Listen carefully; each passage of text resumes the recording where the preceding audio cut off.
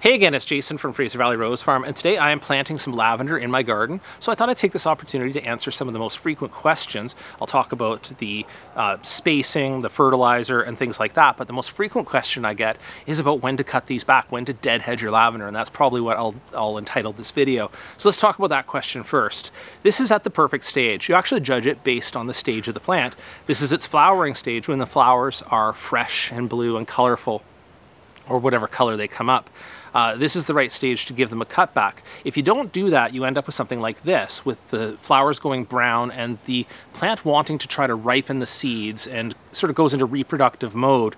Whereas if you take it down right like this, it's awkward without a table, but I give it a kind of a ponytail like this, kind of bundle it all together and then give it a cut straight across. And I'm not cutting so low down that I'm trying to get rid of all of the leaves. In fact, you're trying to looking or benchmarking for where you have some fresh growth, some foliage, and some green stems down here. If you cut back into the woody stems, you can severely damage the plant.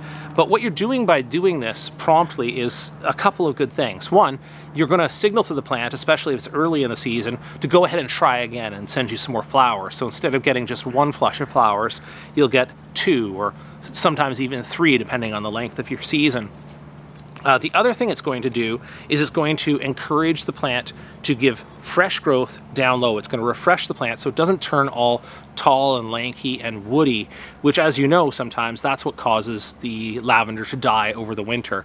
All right, that's the deadheading. Let's go have a look and see what we do with the planting. Bit of a bright day, so I hope you get some good footage here. But this is the lavender we're putting into the garden. I have two different kinds of lavender here, but I am going to treat them all with the same treatment that I just gave that poor lavender in the intro. I'm going to cut them all back, whether they're in a late stage of flowering or an early stage of flowering, and bring them down to be a little bit more uniform as I put them into the ground. This is the entire project here. And see, I have two different kinds of lavender. It's English lavender on the outside here, outside on both sides, and then it is an Edelweiss lavender, that's an intermediate variety in the center here, and it's a white flowering lavender. It's very attractive. So let's talk about spacing, because this is a little bit tighter than we would generally recommend. Lavenders, they usually say a foot would be the minimum, and this is verging on that. 18 inches to 2 feet is more advisable unless you're planting rows or trying to harvest it for as a lavender farm. You might maintain them in tighter rows, but for the garden, typically 18 inches to 2 feet would be the minimum, and maybe a little bit larger or wider for larger varieties. So next thing I want to talk about is about fertilizer, because you want to go with low numbers. And in fact, what I'm not going to do is I'm not going to fertilize them while putting them into the ground here.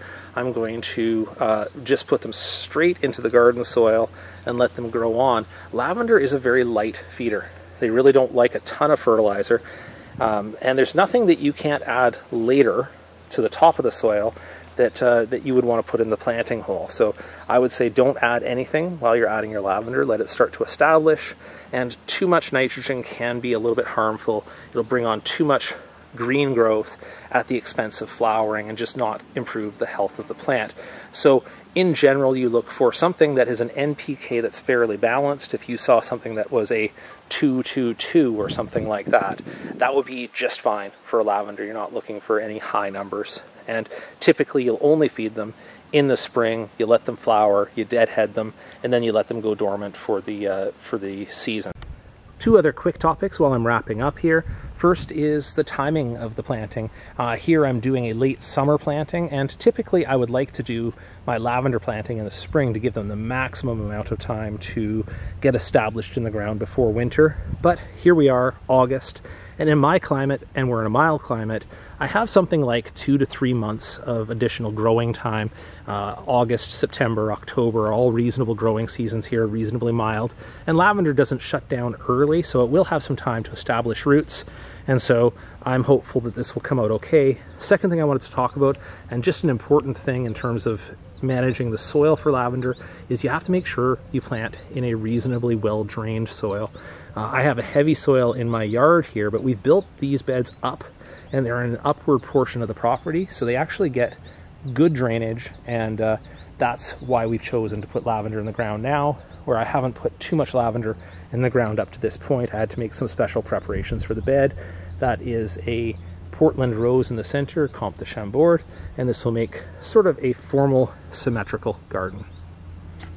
All right, thanks so much for joining me today for a discussion on lavender planting and some of the care requirements. If you have any questions about this topic, please go ahead and drop those down below the video in the questions. I'll see what I can do to help, and thanks again for watching.